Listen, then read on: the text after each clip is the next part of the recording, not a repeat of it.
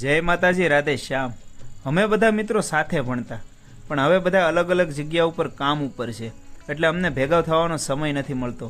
પણ વેકેશન હોવાથી અમને એમ થયું કે આજે સાથે મળી સાંજે કંઈક અમે બનાવીએ અને સાથે જમીએ। તો અમે બધા મિત્રો ભેગા થયા અને હનુમાનજી દાદાના મંદિરે આવી ગયા વઘારેલી ખીચડી ખાવા માટે।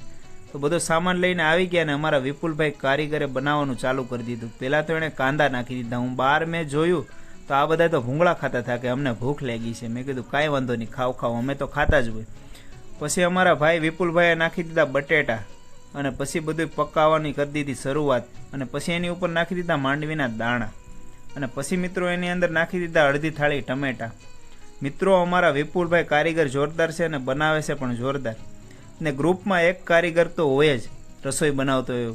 પછી એની અંદર નાખી દીધો હળદર, મરચું, ધાણા જીરું અને એવા બધા મસાલા અમારા વિપુલભાઈએ બધા ઉપરથી નાખી દીધા, અને પછી એણે બનાવવાનું કરી દીધું ચાલુ બધું।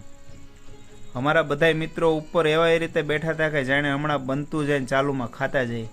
પછી અમારા વિપુલભાઈએ મસ્ત બધું મેલ્ટ કરી અને એની અંદર નાખી દીધું મીઠું, અને પછી એની અંદર સરસ મજાનો મિત્રો ઉફાળો આવી ગયો।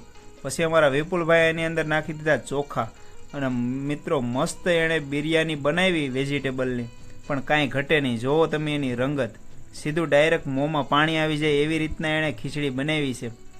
અને પછી મિત્રો એણે મસ્ત સરસ મજાની પીરસી અને બધાને આપી દીધું જમવા। જો મિત્રો તમને આવા પ્રકારના વિડીયો ગમતા હોય તો વિડીયોને લાઇક જરૂર કરજો। રાધે શ્યામ।